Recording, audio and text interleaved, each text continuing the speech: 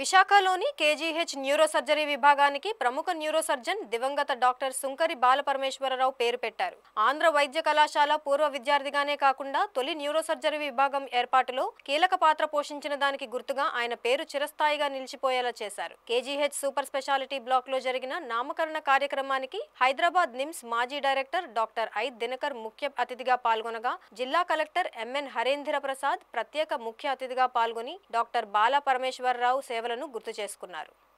Surgery విభాగాన్ని doctor Sunkara బాలపరమేశ్వరరావు గారు పేరుని మీదుగా మనం ఆవిష్కరణ చేయడం జరిగింది.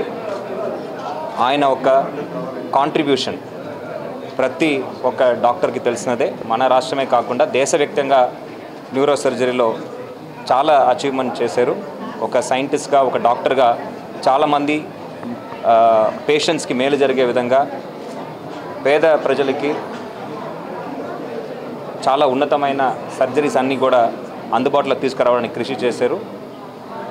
ఆంధ్ర మెడికల్ కాలేజీలో చదివిన ప్రతి ఒక్కరు కూడా ఈరోజు దాకా గుర్తుపెట్టుకుంటున్నారు.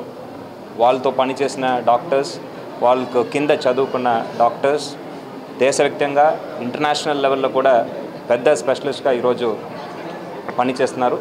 వారి ద్వారా లక్షలాది మంది పేద ప్రజలు బెనిఫిట్ పొందుతున్నారు.